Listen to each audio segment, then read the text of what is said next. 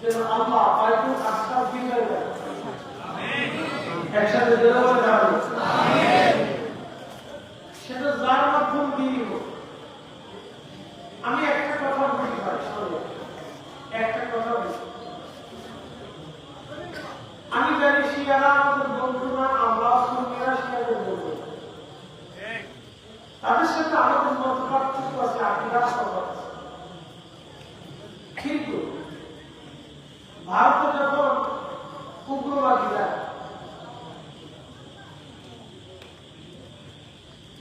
গরু জবাইয়ের নাম দিয়ে, গরুর গোশতের নাম দিয়ে মুসলমানদেরকে মাঝে পিঠে পিঠে মারা ভাই অত্যাচার বিভিন্ন জায়গায় বিভিন্ন সংবাদপত্র মুসলমানদের তখন কিন্তু তারা শিয়া সুন্নিকে অত্যাচার তারা মুসলমান।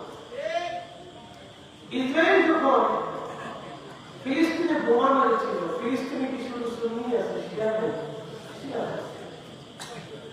তারা কিন্তু বোমা মারার সময় শিয়া সুন্নি বলতে পারে। তাদের দরকার হচ্ছে সাম্রাজ্য, তারা সাম্রাজ্য করে। আমেরিকা যখন ইরাকে হাজার হাজার টন বোমা নিক্ষেপ করেছে, সেই সময় শিয়া সুন্নি থেকে বোমা। সিরিয়াতে যখন বোমা নিক্ষেপ করেছিল তখন শিয়া সুন্নি থেকে বোমা। লিবিয়াতে যখন বোম পড়েছিল তখন শিয়া সুন্নি থেকে কিন্তু বোম পড়েছে। ইয়ামান যখন বোম পড়েছে লক্ষ লক্ষ মানুষ জীবন দিয়েছিল শিয়া সুন্নি থেকে বোমা মারাই ভুল। আজকের যে যুদ্ধটা চলতেছে এটা হলো সাম্রাজ্য নীতি এক বহিঃপ্রকাশ। তারা চায় যে আমরা পৃথিবীর শাসন করব, আমাদের কথায় মুসলমান উঠবে, নাচবে, পড়বে, পায়খানা সাথে আমরা যা বলবো মুসলমান চাইবে। তাদের কথা যারা না শুনবে তাদেরকে স্যাংশন দিবে, অভাব দিবে, যুদ্ধ চাপিয়ে দিবে, বন্দী করা, হত্যা করা। মানে এটা হচ্ছে সাম্রাজ্য। আল্লাহ সাম্রাজ্যবাদী তারা হাত থেকে আমাদেরকে হেফাজত করে চলে গেল। আজকে ইরানের বোমা করতেছে, সেই জন্য ওরা শিয়া আর খুশি হয়ে যাবো। এতে তেল তেলে হাজার দিতে না। ওই তেল লাল ধরি ও বুঝে না দিতে যে আমি বুঝবো না, তা কিন্তু না। ও বুঝে না দিতে যে আমি বুঝবো না, তা কিন্তু না। এটা হচ্ছে শক্তি আছে যা পৃথিবী কার দিকে যাবে, এই নীতিতে পৃথিবী চলতে পারে না। মনে রাখবে, আজকে ফিলিস্তিনের মতো এক সুন্দর দেশ মাটির সাথে মিশিয়ে দিয়েছে। কালকে যদি ভারত আমাদের দেশের উপর আক্রমণ করে, একই পথ ধরেছে যে বাংলাদেশে আমরা পূর্বপন্থীদেরকে দখল করবো। বলে কি ভাবতেছে? ওখানে লাভ আছে মিলে এসে বললে যুদ্ধ থামা পারে। মনে রেখে হিসাব করাবো। এই জন্য আমরা চাই শিয়া সুন্নি এই মুহূর্তে আমরা দেখবো না। আমরা চাই বাইতুল আকসার জন্য হলো যেন আল্লাহ ইরানের বিজয় দান করে। কথা ঠিক আছে কি? এর কথা আস্তে আস্তে যুদ্ধের কথা শুনে যেমনি সিরিয়াল দেখছি, আমার জীবনে মনে সেকেন্ডে সিরিয়াল আজকে যে সিরিয়াল দেখছি মনোযোগ দেন, কথা ভালো করে শুনবেন। আল্লাহ বৃষ্টি বাদলের দিনে আমার আর আপনাদের মেঘ মুক্ত করে সুযোগ করে দিচ্ছেন। যেন সত্যি আগে শ্রেষ্ঠতম নবীর উম্মত অনুসারী হিসেবে আল্লাহ আপনাকে আমার পছন্দ করে। শ্রেষ্ঠতম নবীর উম্মত হিসেবে আল্লাহ আপনাকে আমাকে পছন্দ করে। সেই জন্য আল্লাহ আসমানে বুলন্দ আওয়াজে একসাথে শুকরিয়া আল্লাহ বলেন আলহামদুলিল্লাহ। আমি মহাগ্রন্থ পবিত্র কুরআন কারীম থেকে আপনাদের উদ্দেশ্যে দুটি আয়াত উপস্থাপন করে তারই ধারাবাহিকতায় কিছু কথা শুরু করব। আল্লাহ তৌফিক দিন, জোরে দোয়া করে বলে আমিন। সকল জালিম পৃথিবী থেকে ধ্বংস হোক, একসাথে বলে আমিন। পৃথিবীর সমস্ত জালিম, আবার শুনেন, আমি এই শব্দটা বুঝি, জালিমের বিরুদ্ধে যারা যুদ্ধ করে আমি তার পক্ষে। কি কথা ঠিক আছে? সে যদি হিন্দু করে তাহলে আমি হিন্দুর পক্ষে, সে যদি খ্রিস্টান দাঁড়ায় তা আমি খ্রিস্টানের পক্ষে। কি কথা ঠিক আছে? আচ্ছা বলেন, পৃথিবীর সব খ্রিস্টান কি ফিলিস্তিনিদের যুদ্ধের জন্য সমর্থন দিচ্ছে? ফিলিস্তিনের হত্যার পক্ষে সমর্থন দিচ্ছে? তাহলে আমি খ্রিস্টানের পক্ষে যে ফিলিস্তিনিদের জন্য সাহায্য করছি। কথা ঠিক আছে কিনা? এখানে আমরা ইমানের হিসাবে আসিনি, এখানে আমরা আসছি মানবতার হিসাবে, নীতির হিসাবে, জালিম এবং জুলুমের হিসাবে।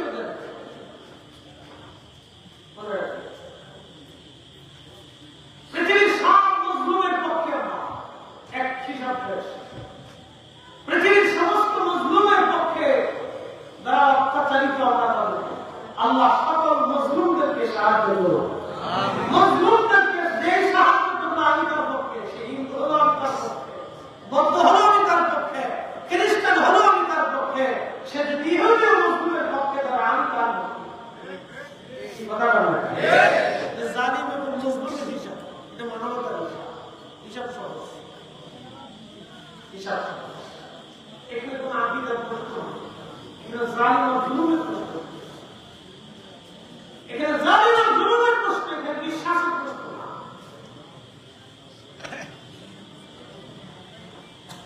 রব্বুল আলামিন কুরআনুল কারীমে বলেন, ইয়া আইয়ুহাল ইনসান, হে মানুষ সম্প্রদায়, মা গাররাকা বিরাব্বিকাল কারীম, কিসে তোমাকে আমি আল্লাহ থেকে জুদা করলো বলো। হে মানব জাতি, কিসে তোমাকে আমি আল্লাহ থেকে জুদা করলো বলো। কেন তুমি আমাকে বিশ্বাস করো না বলো, কেন বিশ্বাস করো না বলো, কিসে তোমাকে আমি আল্লাহ থেকে জুদা করলো বলো। এই যে বাংলার কাছে এখন বসন্ত শেষের দিকে চলে যাচ্ছে, 14 মাস চলে, সামনে বৈশাখ আসবে, বৈশাখ আর 10 মাস হল গরমকাল, গ্রীষ্মকাল চলবে, আষাঢ় এবং শ্রাবণ মাস হবে বর্ষাকাল। এখন চলতেছে বসন্তকাল, না শীত না গরম, আবহাওয়া খুবই চমৎকার। একটা ছোট্ট দেশের ভিতরে আল্লাহ 6টা ঋতু দিয়ে রাখছে, ছোট্ট দেশের ভিতরে 6 রকমের আবহাওয়া দিয়ে রাখছে। বসন্তের পরে আসবে গ্রীষ্ম, গ্রীষ্মের পরে আসবে বর্ষাকাল, বর্ষাকালের পরে আসবে শরৎকাল, শরৎকালের পরে আসবে হেমন্ত, হেমন্তর পরে আবার আসবে শীত। এইভাবে ছোট্ট একটা দেশের ভিতরে আল্লাহ 6টা ঋতুর পরিবর্তন করে আমাদের আবহাওয়াকে যে আল্লাহ সুন্দর করে দিবে, সেই আল্লাহর সেজদা ব্যতীত আমরা অন্য কিছু সেজদা দিতে চাই না। কথা বলে ঠিক না? কখনো তোমাকে যদি ভুলি,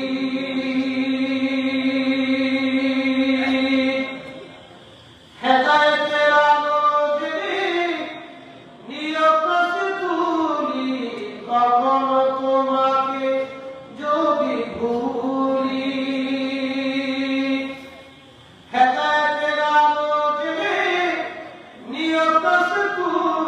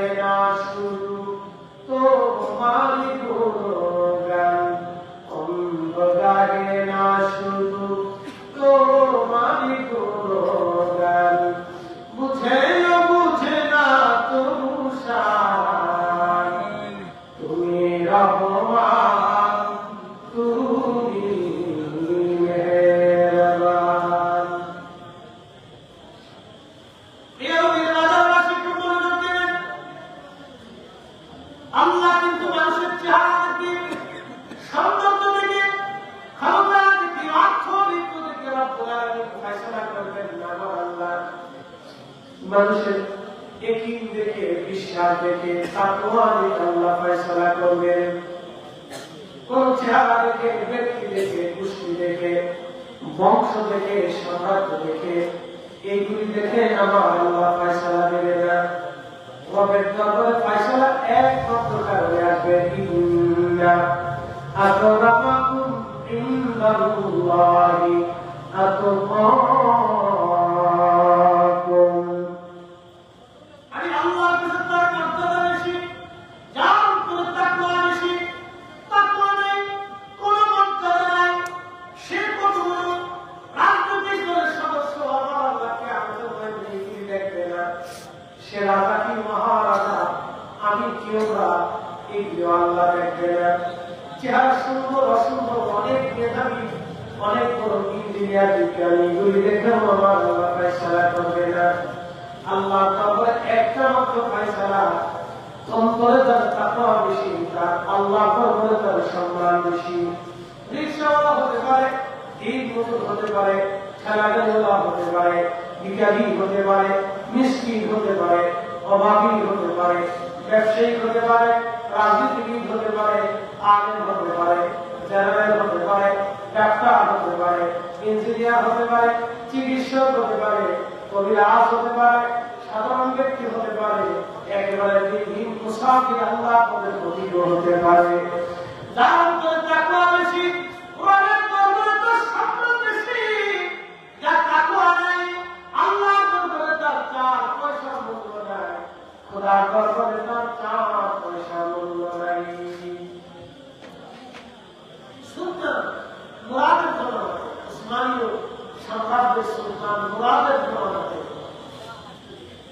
সুলতান মুরাদ পরেশগাঁ সুলতান, উসমানীয় সাম্রাজ্যে অনেকগুলি সুলতান ছিলেন, পরেশগাঁ।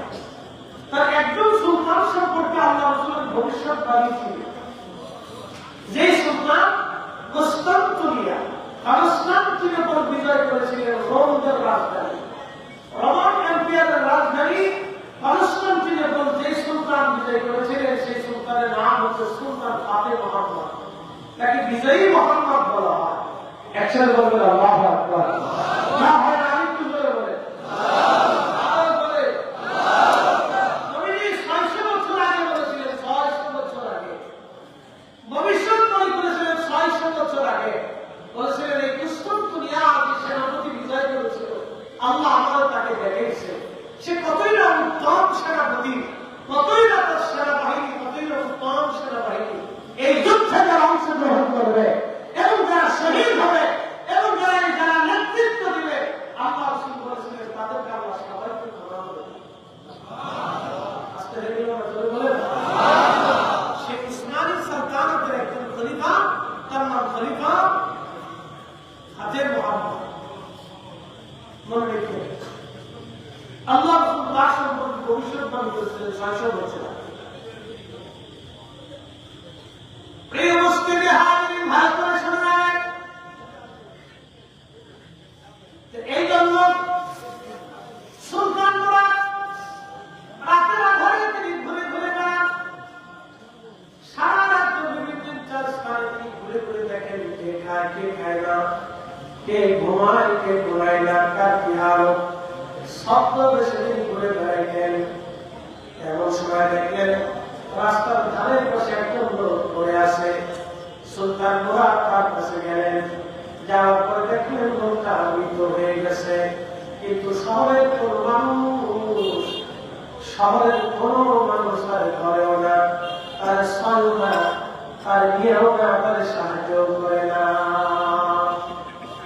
বুঝে একজন মানুষ রাস্তার পাশে পড়ে আছে, সবাই শুধু দেখে দেখে চলে যায়, আর তার সমালোচনা করে লোকটা অত্যন্ত খারাপ লোক ছিল। এই জন্য কেউ তার ধরতে বসে না, শুতে বসে না, তার জানাজা পড়াইতে আসে না, তার কাপড় দাপড় করতে চায় না, সবাই দূর দূর করে থুতু হিটে করে দিয়ে চলে যায়। সুলতান মুরাদ তাকে ধরলেন, ধরার পরে সুলতান মুরাদ বলেন, হে লোকেরা, তোমরা কেন এই লোকটার সাথে ব্যবহার করো? কিন্তু কেউ জানে না এই মৃত লোকটাকে যিনি ধরেছেন তিনি সাম্রাজ্যের সুলতান। সুলতান মুরাদ সবাইকে বললেন, তোমরা কেন এই লোকটাকে ধরো না? সে মারা গেছে, চলো আমরা তার জানাজা পড়াবো, তার কাপড় কাপড় করাবো, আমরা তার ব্যবস্থা করতে দেবো, তার পরিবারে পৌঁছায় দিব। সবাই শুধু বলতেন আল্লাহর বান্দা, এই লোকটা একেবারে নিকৃষ্ট পাপী, এর কাছে আমরা যাব না। সবাই শুধু বলতেছে এই লোকটা নিকৃষ্ট পাপী, এর আমরা সাহায্য করবো না, এর দরকার না। বুঝে সুলতান মুরাদ বলেন, সে পাপী হোক, সে মানুষ। সুলতান মুরাদের বক্তব্য হলো, সে পাপী ঠিক আছে, কিন্তু সে তো মানুষ। কেন সে একবারে নিকৃষ্ট পাপী, আমাদের সমাজের নিকৃষ্ট ব্যক্তি সে। বুঝে আমাদের সমাজের নিকৃষ্ট ব্যক্তি সে, আমাদের সমাজের নিকৃষ্ট ব্যক্তি, এর আমরা জানাজা দেব না, কাপড় তো মনে করাবো না, এর সাহায্য করবো। সুলতান মুরাদ বললেন, ঠিক আছে, তোমরা ঠিকানা বলো, আমি নিজে তারে পৌঁছে দিয়ে আসবো। সুলতান মুরাদ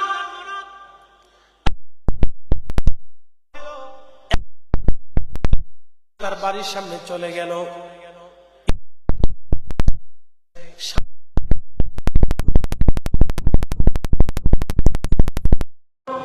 আল্লাহর কসম, আমি সাক্ষী দিচ্ছি সামনে আমার, আপনি অনেক বড় পরহেজগার।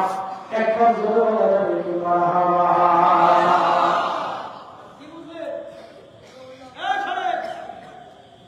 স্ত্রী বলতেছে, আল্লাহর কসম শরীফ, আপনি মারা গেছেন, আমি জানি আপনার এই হাল হবে, আমি সাক্ষী দিচ্ছি আল্লাহর কসম, আপনার মতো পরহেজগার নয়, আপনি অত্যন্ত সৎ ছিলেন, ভালো ছিলেন। সুলতান মুরাদ চিন্তিত, সমাজ বলতেছে নিকৃষ্ট, আর স্ত্রী বলতেছে আপনি উৎকৃষ্ট। স্ত্রী তো আমার সম্পর্কে তো আমার স্ত্রী ভালো থাকে, কথা ঠিক আছে? প্রত্যেক সম্পর্কে তার স্ত্রী বেশি ভালো লাগে, সেই লোকটা কেমন, তার চরিত্র কেমন, তার আচার আচরণ কেমন, আমার স্ত্রী আমার সম্পর্কে বেশি ভালো লাগে। একবার মাথা থেকে পা পর্যন্ত খুঁটিনাটি আমার স্ত্রী আমার সম্পর্কে ভালো লাগে। আপনার স্ত্রী আপনার মাথা থেকে পা পর্যন্ত খুঁটিনাটি সব। সুলতান মুরাদ খুব চিন্তা করবে যে সমাজ বলতেছে নিকৃষ্ট, কিন্তু স্ত্রী বলতেছে সে উৎকৃষ্ট, তার সব লোক ছিল। সুলতান মুরাদ থেকে জিজ্ঞেস করলেন, হে আল্লাহর বান্দা, আপনি বলেন তো সমাজের মানুষ আপনার স্বামী সম্পর্কে নিকৃষ্টতার অভিযোগ দিচ্ছে, আপনার স্বামী বলেন খুব খারাপ লোক ছিল, খুবই নিকৃষ্ট লোক ছিল। বলেন তো আপনি বলতেছেন আপনার স্বামী নিকৃষ্ট এবং আপনার স্বামী পরহেজগার, কিন্তু সমাজ বলে নিকৃষ্ট, আপনি বলেন উৎকৃষ্ট, বিষয়টা কি বলবেন? তখন স্ত্রী কেঁদে কেঁদে বললেন, আল্লাহর বান্দা, আপনি কে?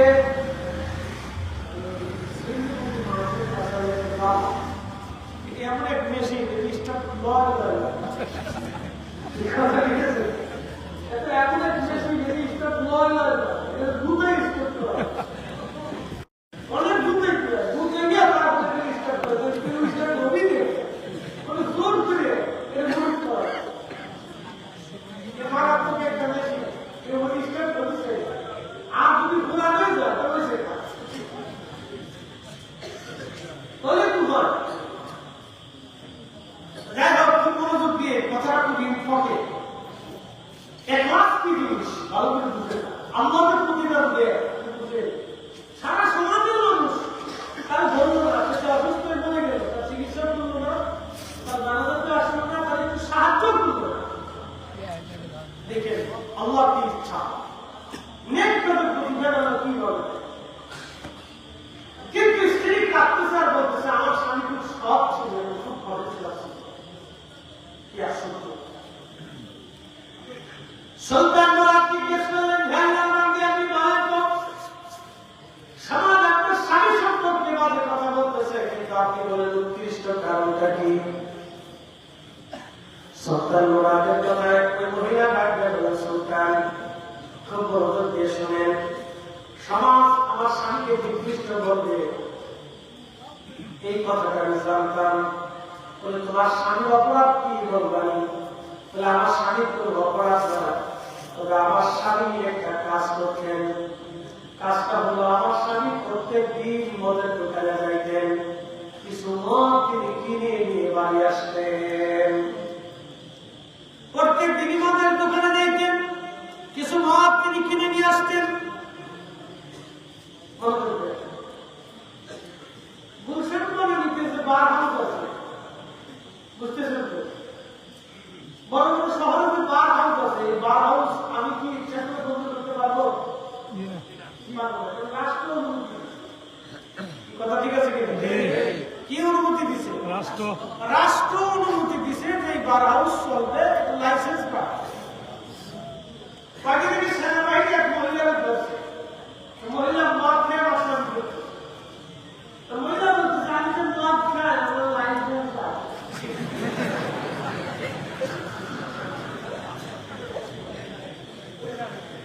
আমি চিন্তা করি এই মেয়েটির কপালে যে স্বামী বসে, ওই স্বামীর জিন্দিগি শেষ। কি কথা ঠিক আছে? ওই স্বামীর জিন্দিগি শেষ। কোন সময় যে স্বামীকে আপনার তো ঠিক নেই, ঠিক আছে? কি মেয়ে আমার আমার লাইসেন্স এরকম লাইসেন্স সরকার আমাকে দিচ্ছে, আমি ইচ্ছা করে বন্ধ করতে পারবো। বন্ধ প্রজাতন্ত্রী বাংলাদেশ সরকার, এখানে যে মত পায় তাদের অধিকার দেওয়া পতিতালয় আছে। একই কথা আছে না? পতিতালয় আসেনি? এখন আমি ইচ্ছা করলে কি পতিতালয় এখন ধরে দিতে পারবো? আচ্ছা বলে 5ই আগস্টের পরে এদেশের বহু তৌহিদ জনতা এই বহু মাজার ভাবছে, কিন্তু একটা পতিতালয় ভাবতে পারে আসেনি? কথা বলে আসেনি? মাজার ভাবছে কিন্তু পতিতালয় ভাবে। মাজারে বেশি সমস্যা না, পতিতালয় বেশি সমস্যা।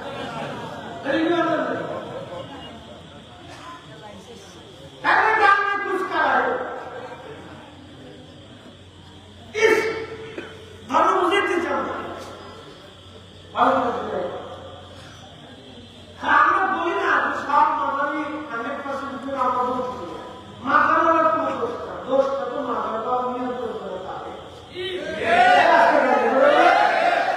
দোষ তো তাদের, মাদারের তো কোনো দোষ।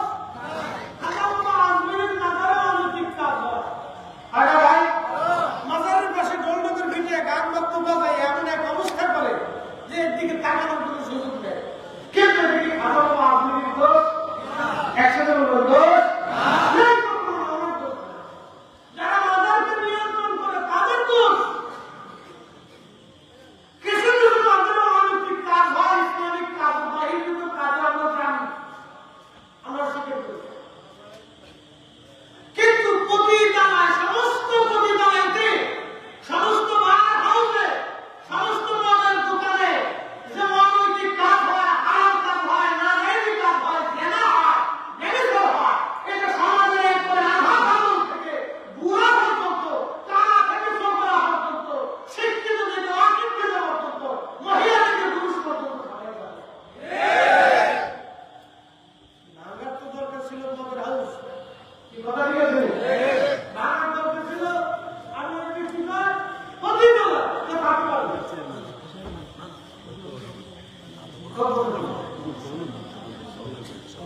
আমি তো ইচ্ছা করলে পতিতালয় ভাঙতে পারবো, কারণ গণপ্রজাতন্ত্রী বাংলাদেশ আইন আছে, তাদেরকে সুযোগ দিতে হবে। এটা পৃথিবীর গণতান্ত্রিক নিয়মে আইন আছে, তাদের সুযোগ দিতে হবে। আপনি জানতো আজকে একটা পতিতালয় আগুন ধরা দিয়ে দেখবেন, পরের দিনে আমেরিকা আপনার স্যাংশন দিবে, আমেরিকা স্যাংশন দিবে। ওই যে ইউরোপ আপনার ভিসা বন্ধ করে দেবে, বুঝে না ওরা অনৈতিক কাজ করে, বুঝতে সাধারণ কোথায় কত বড় সাধারণ সারা পৃথিবীকে ক্ষমতায় রয়েছে। ওই যে আপনি আমেরিকার যে সাধারণ আছে কিন্তু খুব পাগল, কি কথা বলে আমরা পাগল, আমরা এরা পাগল সাধারণ কথা দুপুরের পাগলে কি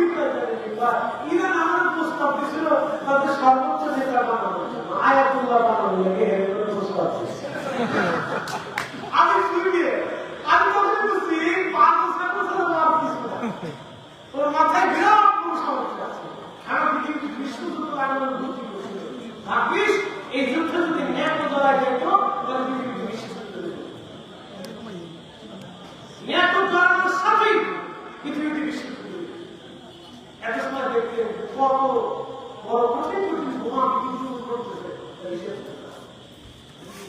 যারা বিভিন্ন রকমের ভালো একটা কাজ করছে পাগলের যুদ্ধে সাইডে একটু মাথা পাবো না তখন কোনো যুদ্ধে তো সুলতান ওই মহিলাকে বলতেছে আপনার স্বামী কি গুণ ছিল বলতেছে আমার স্বামী প্রত্যেক দিন মদের দোকানে যেত মদ কিনে নিয়ে এসে বাড়িতে এসে ওই মদগুলি ডাস্টবিনের ভিতরে ফেলে দিয়ে আমাকে বলতো বিবিরে আজকে কিছু মানুষকে মদ থেকে ফেলে রাখা সুযোগ আল্লাহ আপনার উদ্দেশ্য কি ভালো রাখা ভালো না কিন্তু মদের দোকানে তো গেছে এলাকার লোক তো গেছে মদের দোকান থেকে তো মদ কিনে নিয়ে এসে পানি বছর পেয়েছে এলাকার লোক পেয়েছে এলাকার লোক এত সুপার মদ খায় কিন্তু এলাকার লোক জানে না যে মদ সে ঘরের ভিতরে ডাস্টবিনে ফেলে এলাকার লোক এটা জানে না এটা জানে কেটা সুলতান বলতেছেন আল্লাহ মন্দির বলার তারপরে কি প্রত্যেকদিন আমার স্বামী মদের দোকান থেকে মদ কিনে ডাস্টবিনের মতো মদ ফেলে দিয়ে বলতো দিদিরে আজকে অন্তত কিছু মানুষকে আমি মদ থেকে মদের নেশা থেকে বাঁচাই দিলাম আল্লাহ আমায় সুযোগ করে দিল আমি তাদেরকে বাঁচাইলাম অর্থাৎ কিছু মদ কিনে ফেলে দিলাম ওই মদগুলি যদি দোকানে থাকতো তাহলে কিছু মানুষ খাইতো অন্তত কিছু মানুষকে আমি মদ থেকে বাঁচাইলাম এই কথা বললো এরপরে পুরুষ লোকটা প্রত্যেক দিন একটা প্রতিটা নারী ঘরে যাইত ওই কবিতা ঘরে যাইলাম ওই কবিতা আপনার কোনো আদি সার কিছু নাই এটা কি আপনি বুঝতেন না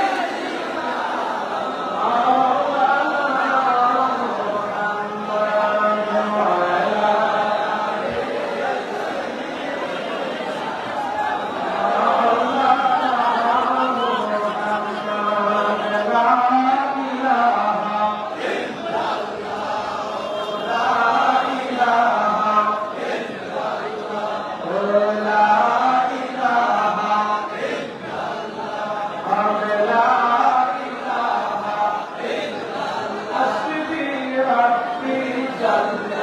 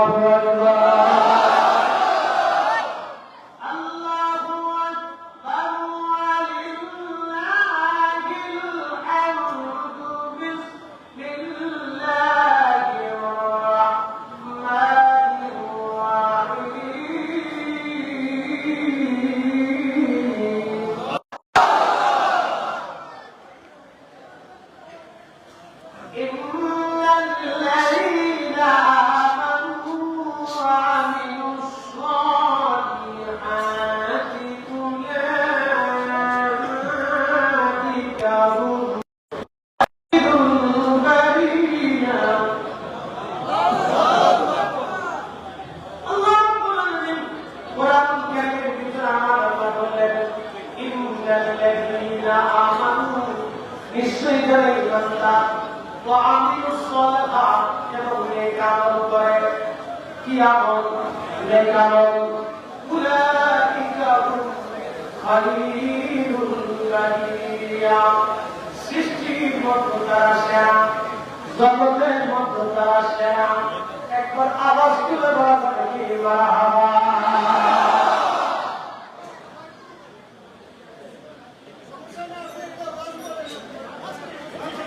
বৃষ্টি আসলে আসুন না, বৃষ্টি কার? আমরা কার? মাহফিল কার? দিয়ে যদি খুশি হয় আমরা তাহলে খুশি। কথা ঠিক আছে রে?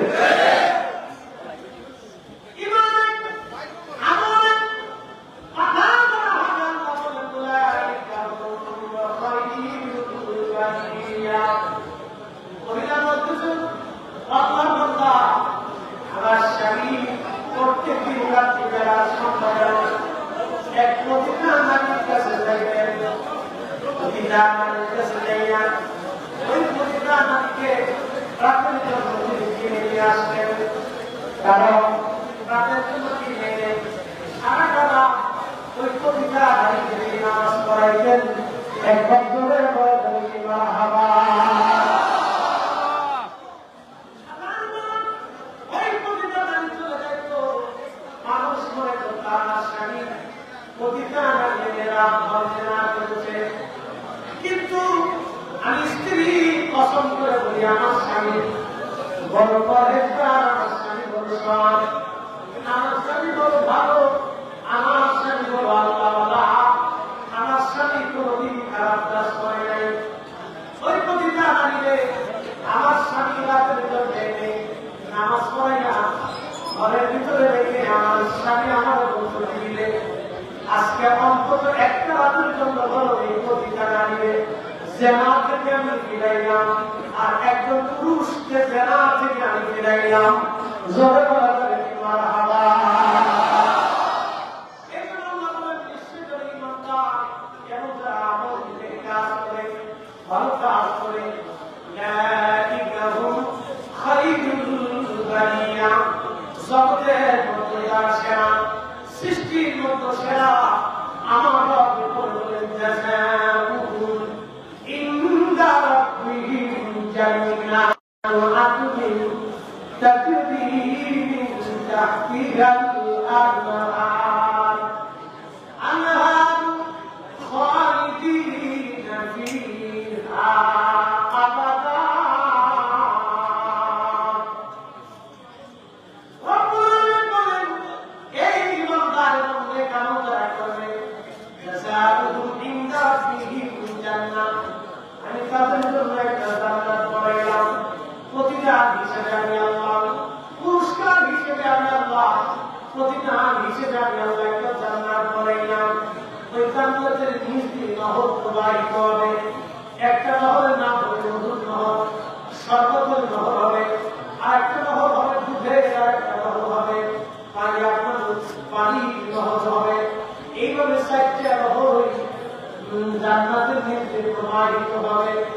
আল্লাহ পাক ডাকতে বলেন কতদিন ধরে জান্নাতে থাকতে জানেন মেহবুব উম্মতকে জানায় দেন খালিদিনা ফিহা আবাদা, চিরদিন তারা জান্নাতে থাকবে, চিরদিন কোনদিন ওই জান্নাত থেকে তারা বের হবে না, চিরদিন তারা জান্নাতে থাকবে, কোনদিন ওই জান্নাত থেকে তারা বের হতে পারবে না, চিরদিন পর্যন্ত তারা জান্নাতে থাকবে, কোনদিন ওই জান্নাত থেকে তারা বের হবে না। মহিলা কাঁদে বলে আল্লাহ বান্দা কি আমার স্বামীকে বারবার বলতাম স্বামী আপনি যে কাজগুলি করেন সমাজ আপনাকে নিকৃষ্ট মনে করবে, আপনার জানাজা সমাজ করাবে না, আপনার খবর দেবে না, আপনার গোসল দেবে না, আপনার কাপড় দাপড় সমাজে রাষ্ট্র অবসান করবে না। স্বামীদের আপনি যে গোপনে এমন কাজ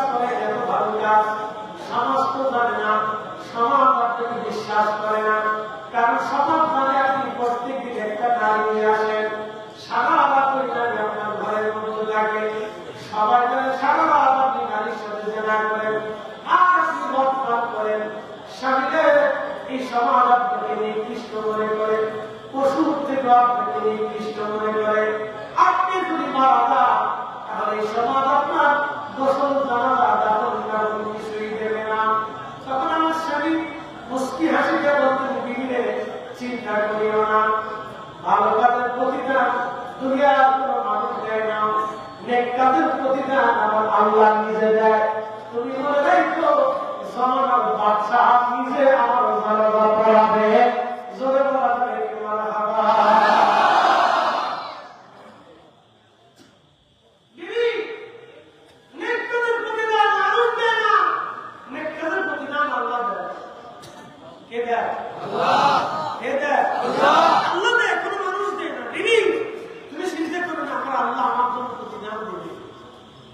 সমাজ জানে আমি জানা করি, সমাজ জানে আমি মধু পাই, কিন্তু তুমি তো জানো আমি কি কাজ করি। তুমি তো জানো যে আমি মানুষকে মদ থেকে বাঁচানোর জন্য কিছু মদ কিনে এনে ফেলে দিই। তুমি জানো একটা প্রতিদান আমি রাত্রিবেলা নিয়ে এসে জেনা থেকে ধরে বাঁচাই। আর একটা পুরুষকে, যুবককে জেনা থেকে, এই কঠিন গুণা থেকে আমি তার বাঁচিয়ে দিলাম। দিবি কেউ না আমাদের সমাজ জানে আমি অন্যায় করলাম, কিন্তু শোনো আমার রব তুমি জানো আমি অন্যায় করলে দিদি কাজ করি। বিবি প্রতিদান তুমিও তো না, আল্লাহ বিবিরে চিন্তা করিও না। আমার আল্লাহ আমাদের জমানার বাচ্চা দিয়ে আমার জানাজা করাবে। আল্লাহ চোখের পানি ছেড়ে দিলেন, কাঁদতে লাগলেন। তিনি বলতে লাগলেন সেই জন্য কি আল্লাহ আমার ঘর থেকে বের করেছেন? আজকে রাত্রিবেলা আমি সত্য হয়েছি, এই শহরে আল্লাহ আমাকে নিয়ে আসছেন। আর এই মরা ব্যক্তির লাশের পাশে আল্লাহ আমাকে পৌঁছাই দিলেন। এর কাঁধে করে আল্লাহ আমাকে বাড়ি পর্যন্ত পৌঁছাইলেন। ও আল্লাহ বান্দি, চিন্তা করো না, তুমি সাক্ষী দিয়েছ তোমার স্ত্রী তোমার স্বামী বড় পরহেজগার।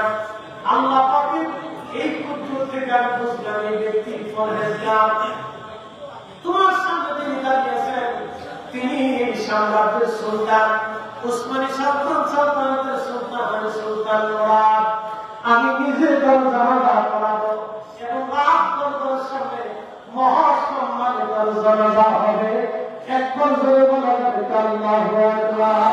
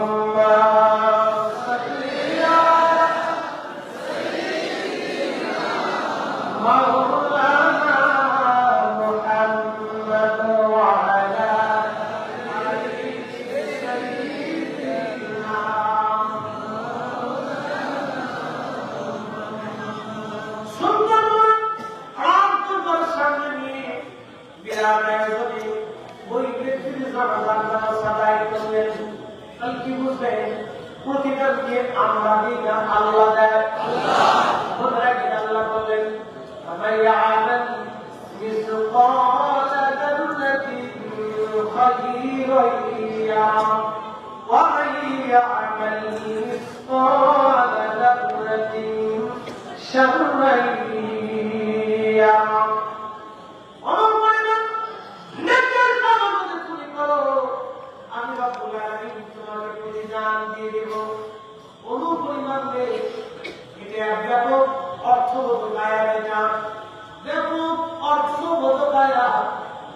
পরিমাণ নেকের কাজ যদি করো প্রতিটা আমি তোমাকে দিয়ে দিব।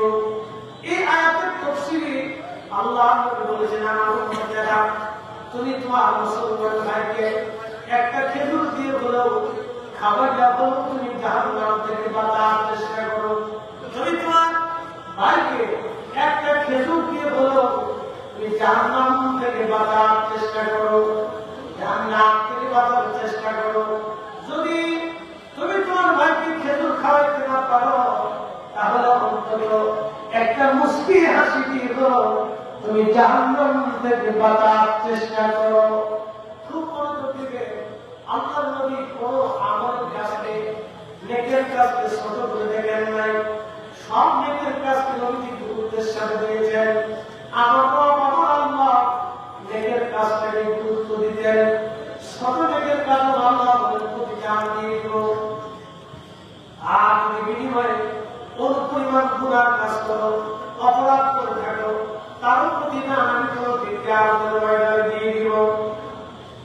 এর অর্থ হচ্ছে নেকের কাজ যত ছোট হোক ছাড়বো না, গুনার কাজ যত ছোট হোক করবো না। নেকির কাজ যত ছোট হোক ছাড়বো না, গুনার কাজ যত ছোট হোক করবো না।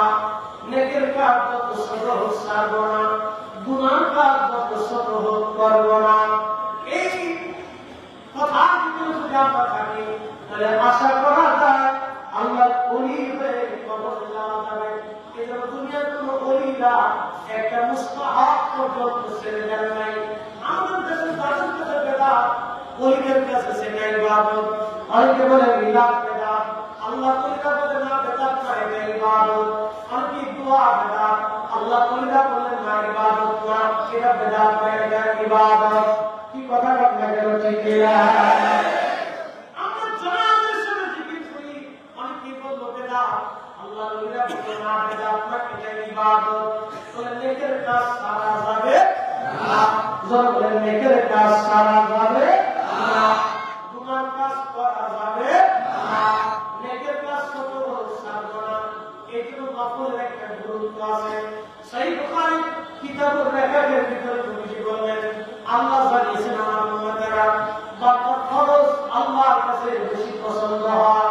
যখন বান্দা ফরজ ইবাদত করার পরে যখন ইবাদত করে তখন বান্দার সাথে আল্লাহর একটা সম্পর্ক হতে থাকে। যেমন আমি আপনাদের সাথে গল্প করি, আপনাদের এখানে মাঝে মধ্যে আসলাম, ধরেন আপনার ভাই দোকানে আমি বসলাম, মাঝে মধ্যে তিনি আমাকে কিছু গিফট দিলেন, এটা দিলেন সেটা দিলেন, আমি তার একটা দিলাম, বলেন সম্পর্ক কি কমে না বাড়ে? আচ্ছা আপনার আত্মীয় বলি মাঝে মধ্যে আপনারা গিফট নিয়ে যান, যাওয়ার সময় কিছু ফল ফুল মিষ্টি মিষ্টান্ন কিনে নিয়ে যান। আবার আপনার আত্মীয় সুন্দর করে আপনার আপ্যায়ন করলো, আপ্যায়ন করার পরে ওই আপনাকে একটা গিফট দিল, একটা ঘড়ি কিনে দিল, অথবা আপনাকে একটা চশমা কিনে দিল, একটা শার্ট কিনে দিল, প্যান্ট কিনে দিয়ে বলল বন্ধু আপনি আসছেন কিছু দিতে পারেন, কবুল করে নেন। একটা ঘড়ি আপনাকে উপহার দিলাম, ঘড়িটা যতদিন হাতে দিবেন ততদিন বন্ধুর কথা মনে থাকবে, আসার সময় বন্ধুর প্রতি কিছু মহব্বত বাড়লো, এটার নাম হচ্ছে হাদিয়া। যত দিবেন তত মহব্বত বাড়ে। এই জন্য নবীজি বললেন আমার উম্মতেরা তোমরা হাদিয়া দেও, হাদিয়া দেও। হাদিয়া দেওয়া সুন্নাত, হাদিয়া দেওয়া সুন্নাত। তোমরা হাদিয়া আদান প্রদান করো। তোমরা মানুষকে খাওয়াও, তাকরাউ সালাম আলা মান আরাফা তাআরিফ, চিনো বা না চিনো সালাম আদান প্রদান করো। তোমরা মানুষকে খাওয়াও, খাওয়াইলে মহব্বত বাড়ে, সালাম দিলে মহব্বত বাড়ে, হাদিয়া উপঢৌকন দিলে মহব্বত বাড়ে। বন্ধুই হাদিয়া উপঢৌকন মহব্বতের মাধ্যমে বন্ধুর সাথে বন্ধু, আত্মীয়ের সাথে আত্মীয়, সুসম্পর্ক বাড়তে থাকে। একজনের সাথে আরেকজনের সুসম্পর্ক বাড়ে, মহব্বতের সম্পর্ক বাড়ে। ঠিক নফল ইবাদত করছে বান্দার পক্ষ থেকে আল্লাহ হাদিয়া। ভালো করে শুনে নেন, নফল ইবাদত হলো বান্দার পক্ষ থেকে আল্লাহ হাদিয়া। যত বেশি দিতে থাকবে তত মহব্বত আপনার বাড়তে থাকবে, যত বেশি দিবেন তত মহব্বত হবে, যত বেশি দিবেন তত মহব্বত হবে। সেই জন্য আল্লাহ নবীজি বলেন আমার উম্মতেরা মহব্বত বাড়তে বাড়তে বাড়তে বাড়তে আল্লাহর সাথে বান্দার এত ঘনিষ্ঠ সম্পর্ক হয়ে যায়, বান্দার সাথে আল্লাহ এত ঘনিষ্ঠ সম্পর্ক হয়ে যায়, বান্দার দুইটা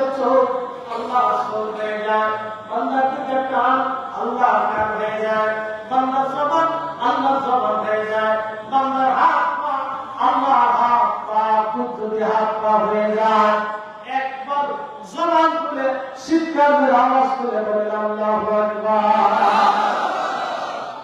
যখনই বান্দার চোখ আল্লাহর চোখ হয়ে যায়, বান্দার কান আল্লাহর কান হয়ে যায়, বান্দার জবান আল্লাহর জবান হয়ে যায়।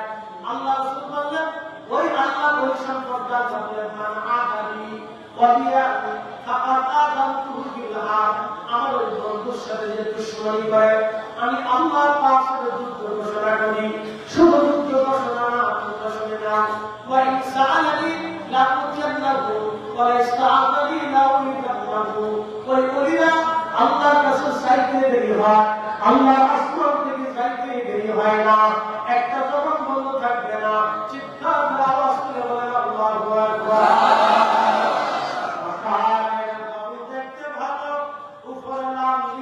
ভিতরে কালো বাকালের ফল দেখতে ভালো, উপরে লালনি ভিতরে কালো। ওরে সারা জীবন এমনি গেল দয়াল, খাইতে আমরা পারলাম না। যার ভিতরে নাই রাসূলের প্রেম, তার সাথে ভালো লাগতো না।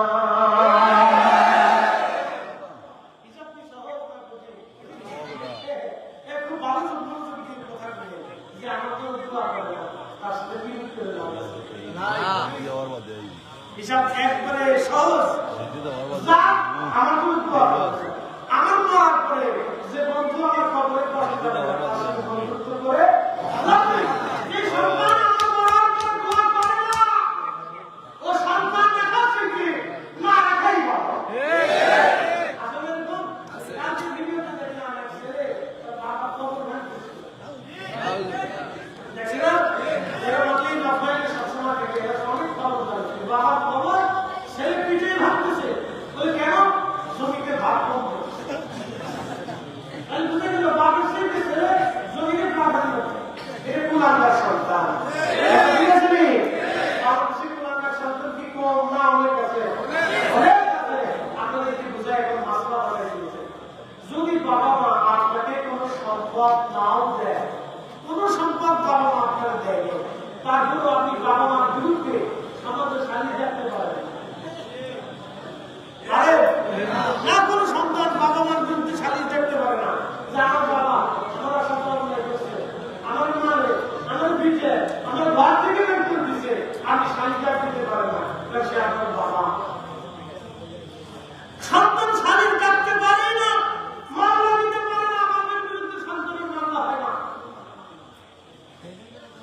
বাবা মার বিরুদ্ধে সন্তানের মামলা হয় না, আল্লাহর আদালতও হয় না। আবু হুরায়রা রাদিয়াল্লাহু আনহু মা বিরুদ্ধে রাসূলের দরবারে বিচার দিয়েছিলেন। আল্লাহ রাসূল বলেছেন এই বিচার মানতে পারবে না, নজরুল আল্লাহ চলে যাও। আল্লাহু আকবার। বুঝে দেখো নবী দিলে এটা নজরুল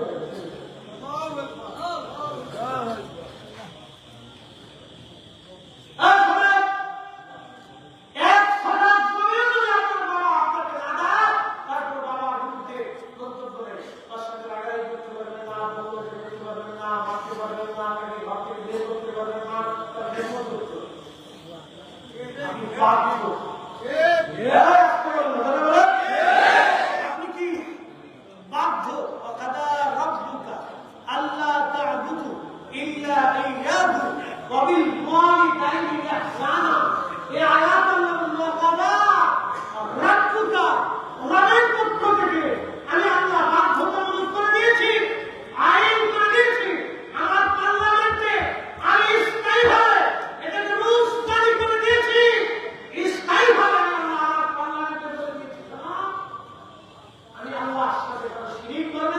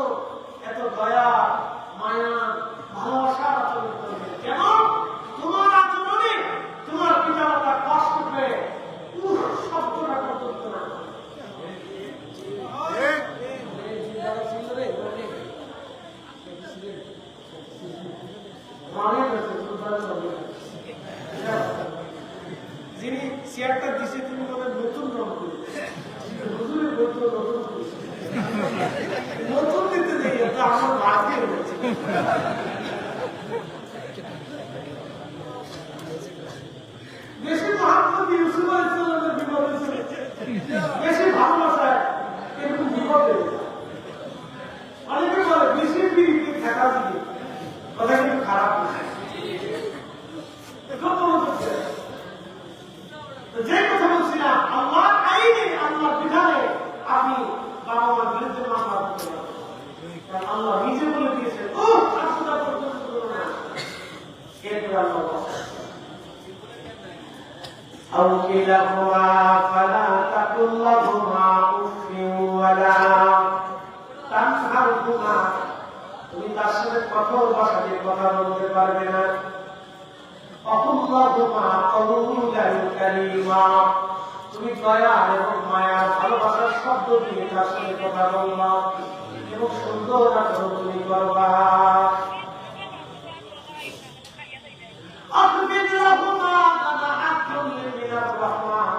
আল্লাহ বলেন আমি আমার পার্লামেন্টটা আইন করে দিলাম, তোমার যত রহমত আছে, যত দয়া আছে, ভালোবাসা আছে, সব ভালোবাসা দয়া তুমি তোমার বাবা মার জন্য মিশাই দিবা। একটা জবান বন্ধ থাকবে না, বলে বলেন আল্লাহু আকবার।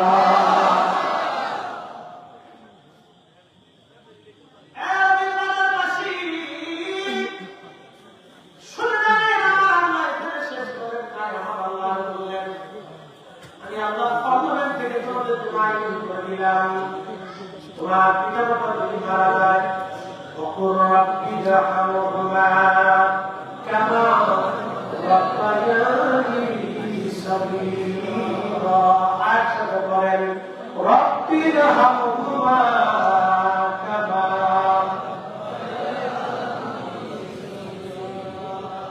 তুমি তোমার পিতা মাতা যদি মারা যায়, দুইজনের একজন যদি মারা যায় অথবা দুইজন যদি মারা যায়, তুমি এইভাবে দোয়া করো আল্লাহ আমার ছোট্টকালে আমার আব্বা সেইভাবে আমার লালন পালন করেছিল, দুলি দুলি দুলি দুলি লোক বাড়িয়েছিল, ভালোবাসা দিয়ে মহাব্বত দিয়ে চুমায় চুমায় আমার বাবা মা আমার ধরে দিয়েছিল।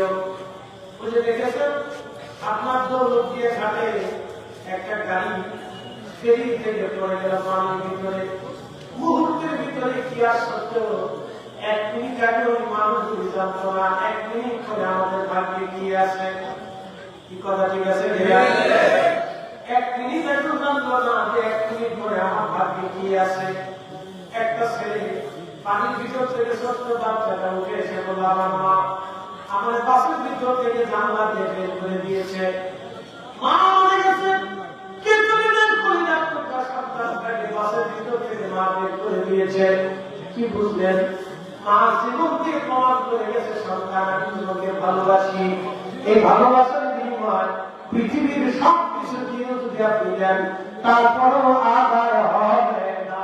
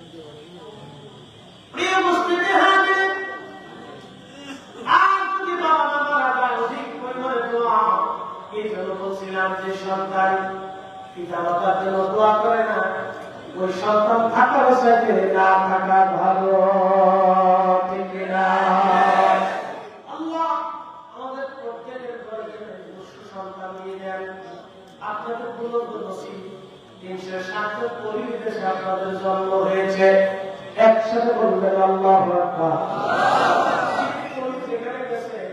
ইসলাম সেখানে গেছে। পার্সোনাল মালদ্বীপ গিয়েছিলাম, এই মালদ্বীপ আমরা ইসলাম নিয়েছেন। ইব্রাহিম ইসকান্দারি রাহমাতুল্লাহ হাত ধরে ওনার মাজার আমি জিয়ারত করেছি। ওনার মাজারটা সুন্দর করে সংরক্ষণ করে রাখা আছে, খুবই চমৎকার সুন্দর করে ঘরের মতো মাজার নির্মাণ করে রাখছে।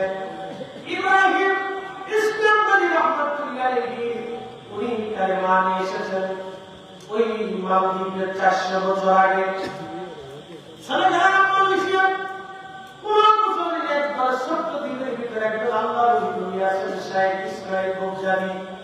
আল হাসান ওয়াল হুসাইনি হুজুর রাসূলুল্লাহ আল্লাহ 900 বছর আগে কালেমা নিয়ে আসেন। তার অর্থ হলো আল্লাহ বলে যেখানে গেছে আল্লাহ সেখানে ইসলাম পাঠিয়ে দিয়েছে। ওলিরা যেখানে গেছে ইসলাম সেখানে গেছে। একটা জবান বন্ধ থাকবে না, জোরে বলেন আল্লাহু আকবার। সিনের গন্ধে ঘুমিয়েছেন সাবিনা বাক্কাস, উনি আসলেন, ইসলাম আসলো, ওনার মাধ্যমে ইসলামের দরজা করে খুলে গেল।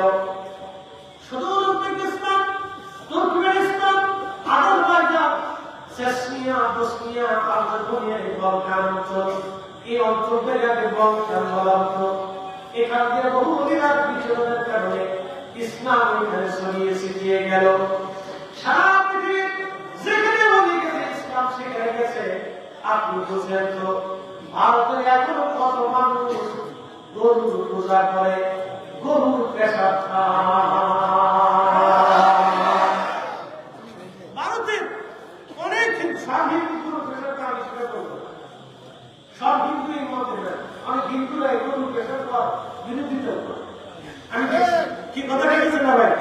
সব হিন্দু কিছু হিন্দু আছে গরুর পেশাব, এরা গরুর পেশাবকে পবিত্র মনে করে। দুধ কা কি দুধ কা বল বুঝে কি কথা ঠিক আছে? ভালো জিনিস বাদ দিয়ে অসাধ জিনিস ওর মাথার ভিতরে গ্যাস্ট্রিক আছে, বুঝে না? নতুন নতুন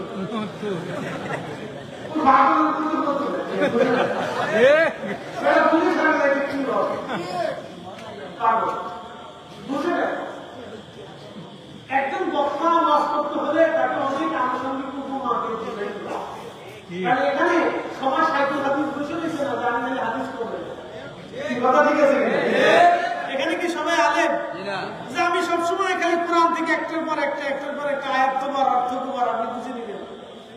বিষয়টা এরকম না। একজন বক্তার কাজ হলো আনুষঙ্গিক কিছু উপমা দিয়ে, পদ্ধতি দিয়ে, কিছু অঞ্চল দিয়ে, অর্থাৎ ব্যাঙ্গল দিয়ে, ওর উপর নিচ দিয়ে আন্তর্জাতিক দেশের সব কিছু দিয়ে বিশ্লেষণ করে বুঝাই দেওয়া কথা ঠিক আছে?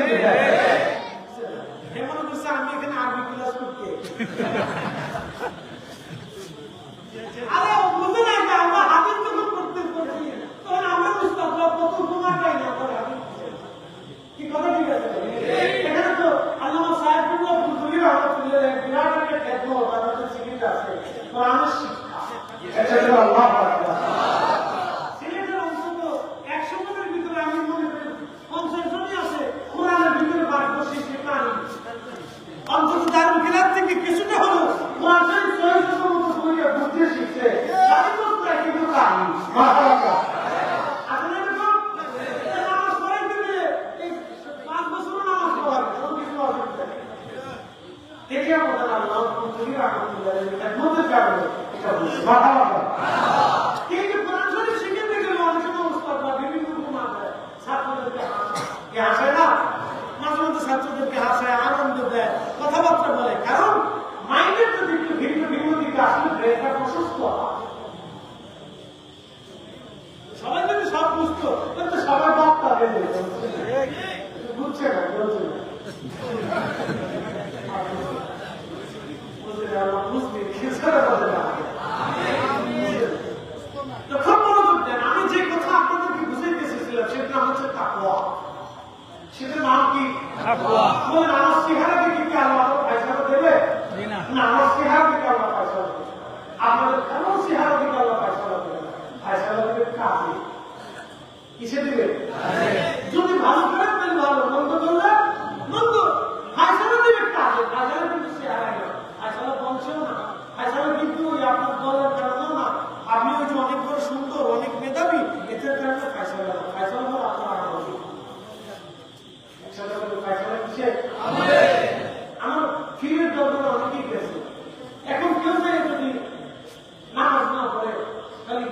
প্রতিদান সে পাবে সে যদি নামাজ পড়ে তাহলে সে প্রতিদান, যদি জিকিরে বসে শরীরকে প্রতিদান আরাম করে তাহলে সে কিছু প্রতিদান পাবে, যদি না করে তাহলে প্রতিদান হবে না। হিসাব সহজ, প্রতিদান হচ্ছে কাজে, নেক আমলের মাধ্যমে আল্লাহ বান্দা হিসাব নিকাশ করে। এটা আমি বুঝিয়ে দিয়েছিলাম। ওই ব্যক্তি যাকে সারা জীবন মানুষ তারে ভুল হচ্ছে বা সে লোকটা জানা যাবে লোকটা মাথা, আমি ঘটনাকে বুঝাইতে চাই, আপনাকে বুঝাইতে চাইলাম, কিন্তু লোক তো জানে যে আমি খারাপ কাজ করছি, আমি নেকের কাজ করছি, স্ত্রীও জানে আমার স্বামীর স্তর, এবং সে বলেও গেছে তিনি প্রতিদান তোমরা দেবে না, প্রতিদান আল্লাহ দেবে। আমার জানাজা কেউ যদি না পড়ায়, কিন্তু আল্লাহ আমারে ওই জমানার বাচ্চা দিয়ে হলো আমার জানাজা পড়াবে। আল্লাহ ঠিকই আল্লাহ প্রতিদান দিয়ে দিছে। কি কথা ঠিক আছে নি? আল্লাহ প্রতিদান দিয়ে বসে নেক কাজের প্রতিদান আল্লাহ দিয়ে দিছে। আমার কথা বলার উদ্দেশ্য ছিল এই জন্য আমাদের চেহারা শান্তিতে কিন্তু আমাদের প্রতিদান আসে না, আমাদের প্রতিদান আসে আমাদের নেক কাজে। রাষ্ট্র বলতেছিলাম অলিদের কাছে কোন বেদাত নেই, অলিদের কাছে হচ্ছে ইবাদত।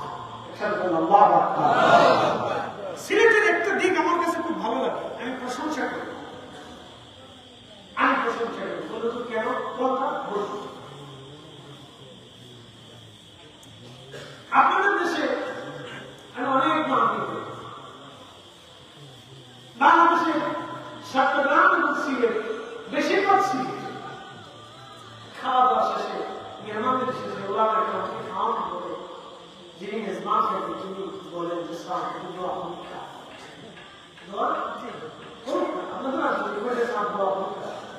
অর্থাৎ সাহেব আপনি একটু দোয়া করে, আমরা মেহমানদারি করছি, আপনি মেহমান আপনি একটু দোয়া করে দেন, মেহমান দোয়া করুন।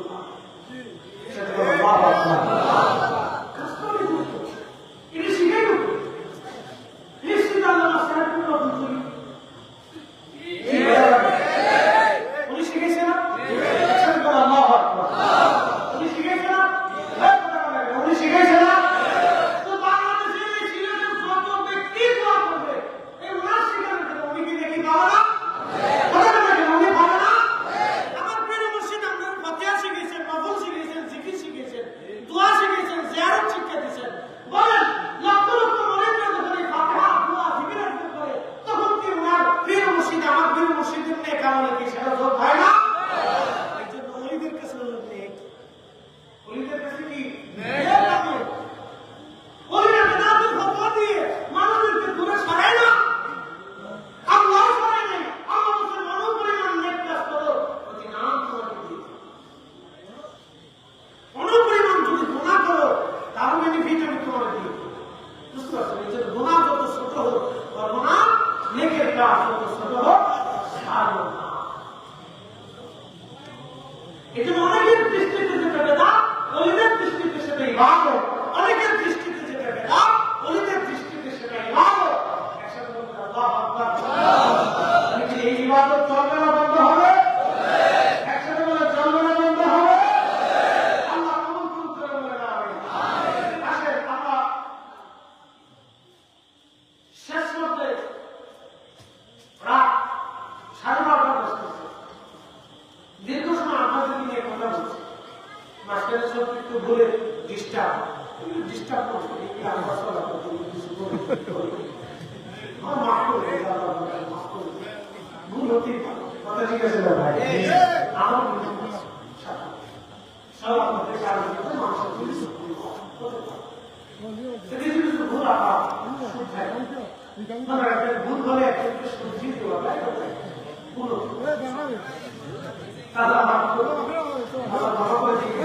আমি আপনাদেরকে এখানে কথা বলতেছি নেক আমল। একসাথে বলে কি আমল?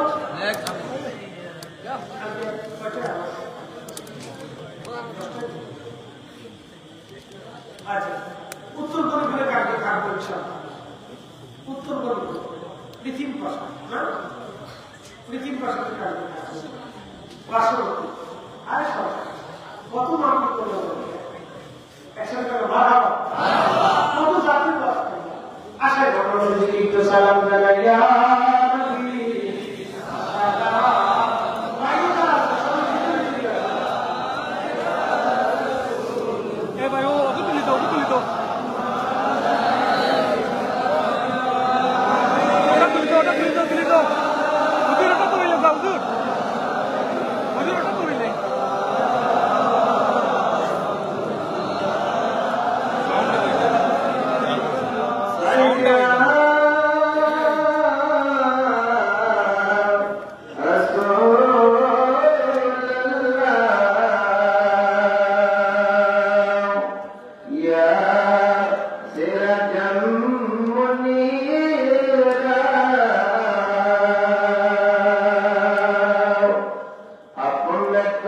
না